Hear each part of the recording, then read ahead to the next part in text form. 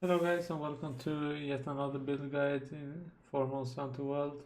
This time we're gonna look at a lance build that I made.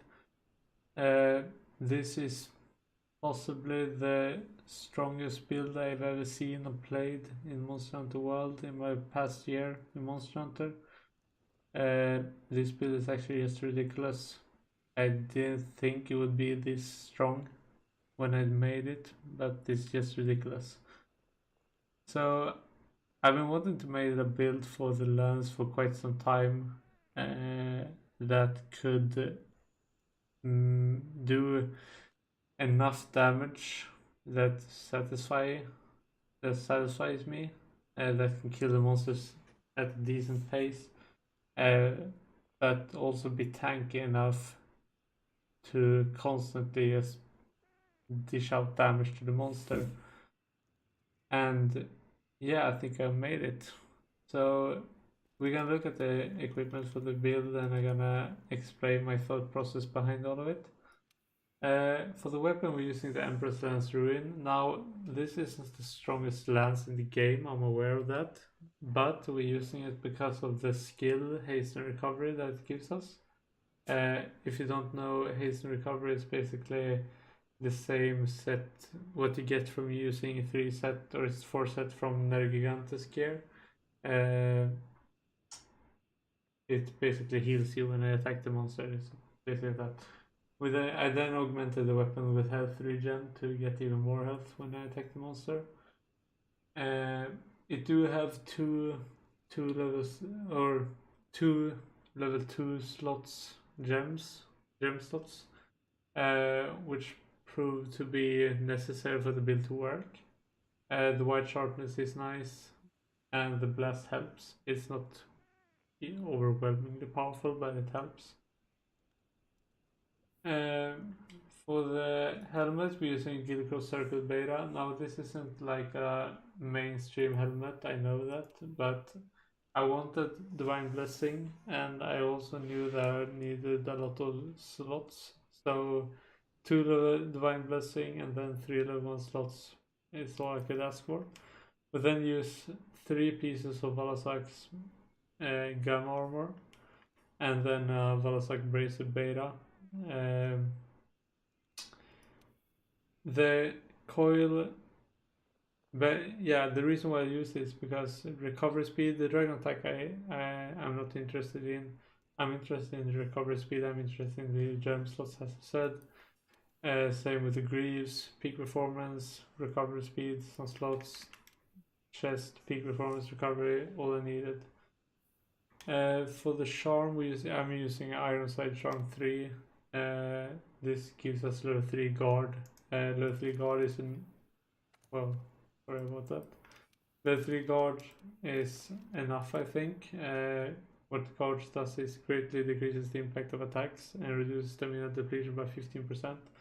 Now, if you feel like you don't need this or that you don't use the shield to block attacks much with the lance, you could swap this out for something different, whatever you prefer. But I'm using the guard, I like it. For the decorations, we do have, as I said, 3 tenderizer use, aka weakness exploit, 2 in the weapon and 1 in coil. We then have 2 medicine jewels. This is to give us level 3 recovery up. 3 vitality jewels. Same with this.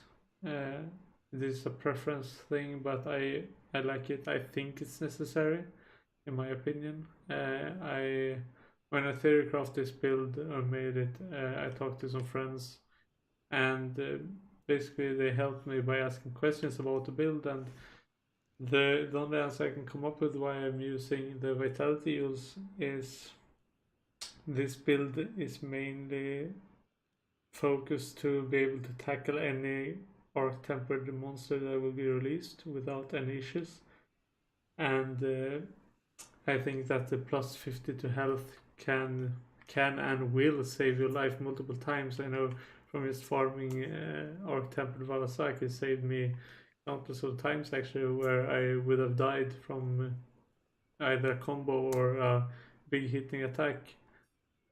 just because of this vitality. Also, yeah, it's a preference thing, but I think it's necessary. Then I have another protection rule right here to give us that level 3 divine blessing. 3 steadfast heals. Again, I want to be as tanky as possible. I don't want to be left open for any attack that can possibly kill us. The shield rule for the guard up allows you to guard against ordinary unblockable attacks. So this is, if you want to mid-max the build, you can use this gem when you face off monsters that have unblockable attacks, and remove it and put in something else when you face monsters that doesn't have unblockable attack. I can't be bothered by doing that, so I'm just gonna leave it in there. The brace fuel for the flinch free to prevent knockbacks from or prevent flinching from teammates. This is also something I'm just gonna leave here, even if I play solo. I can't be asked to always swap this out.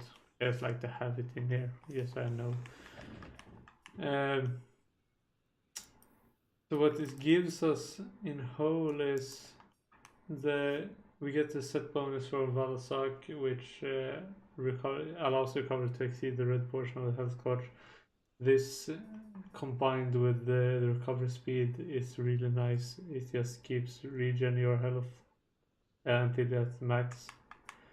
Stun resistance, prevent stun, health boost as we talked about. Recovery up, this helps. I'm not sure if the 30% helps with the recovery speed. What I do know is that it helps with the lifesteal from our weapons by 30%, and yeah, it's really nice. It also helps with the health pots to heal 30% more, so that's nice. We have a level 3 weakness exploit, so 50% the weapon has 0% affinity, but 50% of our attacks will crit. The peak performance, so this is like our main source of damage, you can say. This is, so peak performance has always been a skill that I wanted to make a build around, and this build, yeah, when I finalized this build, I finally did it. So peak performance grants 20 attack when at full health, and with all the help we have from recovery speed and the lifesteal from the weapons and stuff, this actually is triggered most of the time. Really nice. Level 3 guard from the amulet, level 3 divine blessing, the dragon attack from the belt. We can't do anything about this. It's a dead stat. The flinch free guard up, and then the haste recovery from the weapon. So the downside, so this is a downside that a lot of people can see with the build that I talked about to my friends with. And so the downside of the build is that you don't do that much damage with the build. Sorry, why doesn't my...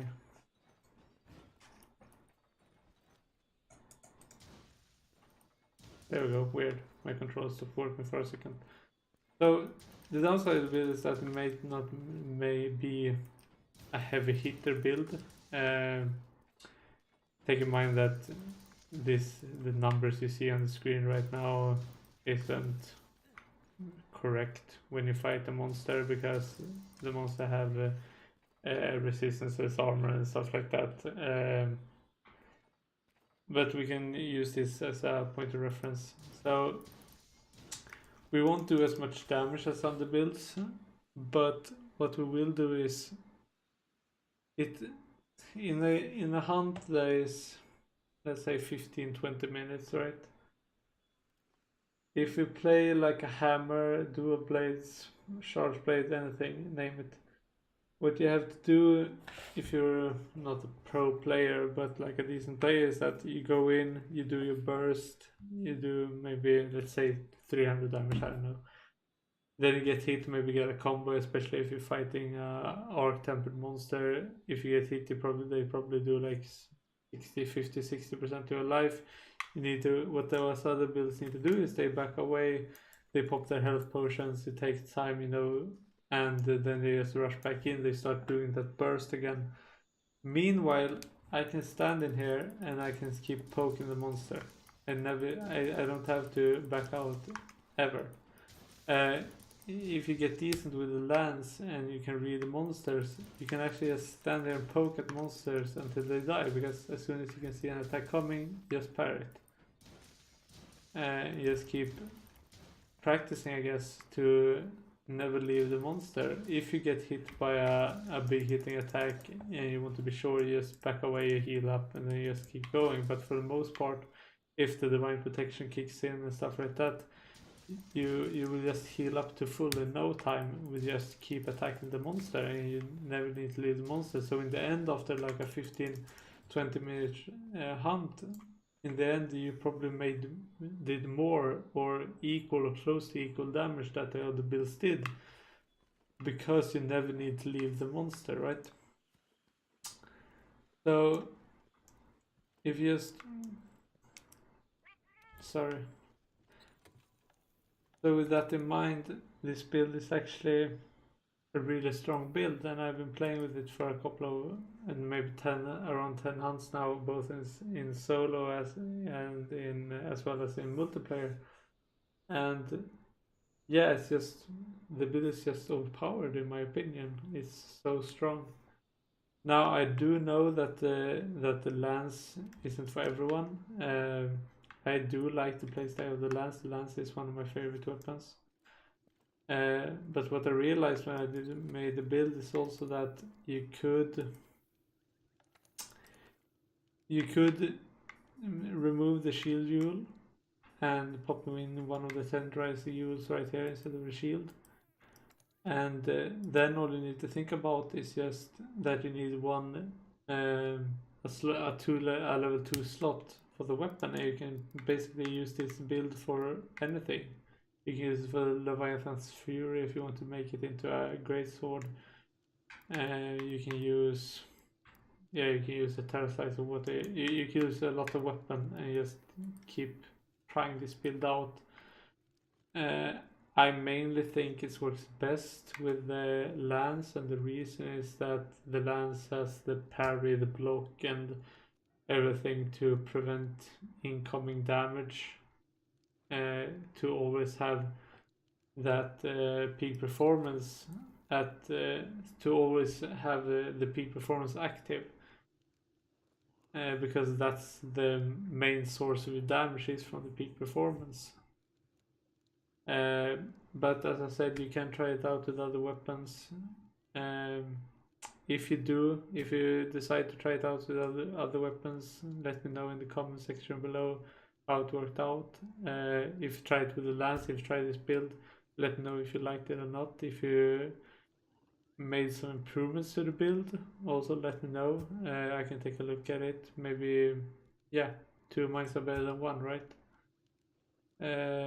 But yeah, I think that's all I have for this build. Try it out, it's just really strong. This will probably be my go-to build for a long time to come when it comes to orc-tempered monsters that I just need to kill. I mean, this build is... You can still die with it, sure, but I mean, it's hard to die really, because as long as you know how to play the lance, you're just unstoppable.